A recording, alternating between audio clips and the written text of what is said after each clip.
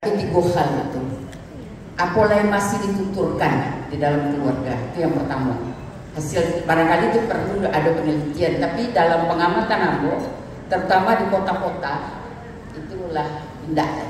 Tapi kalau di kampung insya Allah masih. Nah, kedua, membaca buku atau karya yang berbahasa Minang. Itu payah mencari.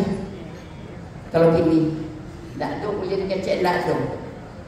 Sudah itu yang ketiga, menulis dalam bahasa Minang. Ambo punya pengalaman. Tadi Pak Sofran namanya, Ambo dia rubrik di koran menulis berbahasa Minang, pelajaran adat. Itu judulnya Cerita Nek Reno. Itu kesulitan yang pertama memang bahasa Minang logat mana yang dipakai.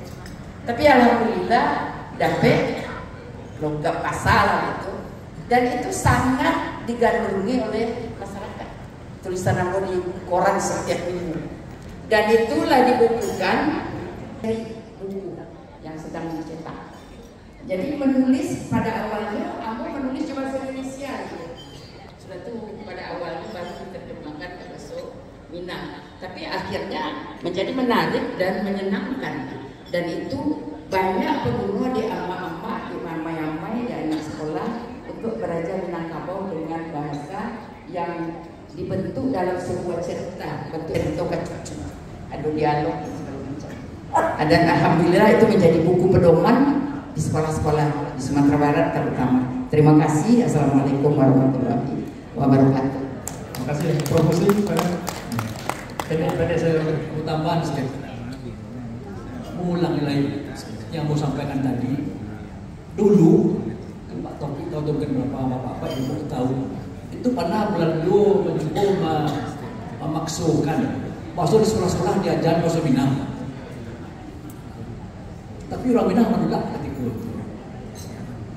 Jadi diajarkan sudah ada program mana untuk belajar bahasa Minang di sekolah-sekolah, orang Minang menolak ketika itu. Kenapa? Karena pada masa itu mereka melihat bahasa Minang itu sebagai politik kolonial, Belanda ingin memecah belah dan mereka ingin bahasa Melayu saya sebagai bahasa utamanya. Ini kita melihat ya, tidak disuruh apalah orang bawa bahasa Indonesia. Nah, itu mungkin jawabannya awak yang menemukan. Tapi yang menarik bagi aku ya, dari hal yang aku sampaikan tadi dan riset aku tentang itu sebenarnya sebagian gadang orang Minang yang dulu menjadi orang itu sebetulnya mengabarkan di rumahnya tidak bahasa Minang dulu. Kadang bukan pertama juga lagi Menteri Hatta anak dan banyak lain yang menarik. Itu mungkin perlu dipertimbangkan awak. Jadi mungkin menurutnya mungkin ya, yang penting bagaimana orang tua di rumah bawa surga, di luar tidak jadi rumah, jadi di rumah kita kunci. Dan yang untuk Pak jurnalis kenaan, itu mau menarik mana Pak? Baru saya Bung Haji dan kawan-kawan menulis buku dan bukunya lah beredar 1.101 orang, tapi lebih lagi 1.700 orang Minang yang jadi orang Minang di Indonesia.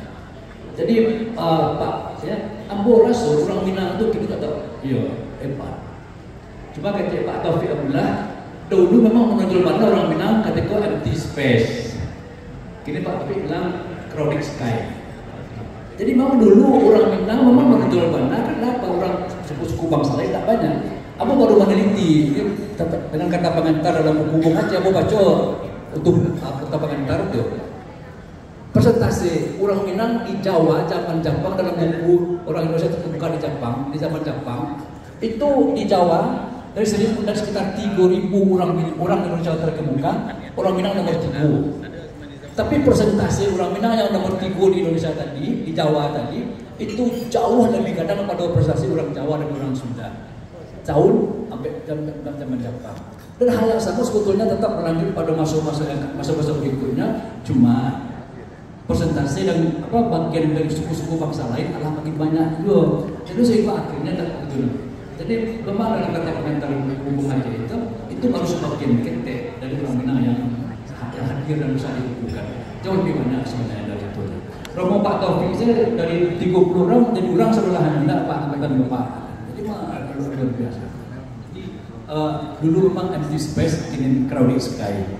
Itu. Dan terakhir Pak Adnan, Ambo kan dari ilmu budaya di fakultas Ambo ada prodi sastra Minang, dan memang kawan ada yang meneliti tentang itu bahwa ada cukup banyak mana ya keluarga Minang kini yang menggunakan bahasa Minang untuk anak-anaknya.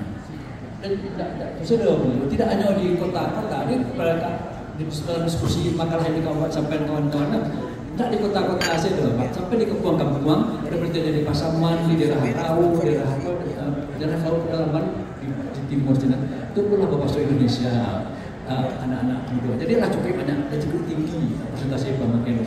Jadi apa yang hilang? Mungkin tadi pertanyaan penggunaan pemakaian di rumah tangga dan pemuda hilang. Betul.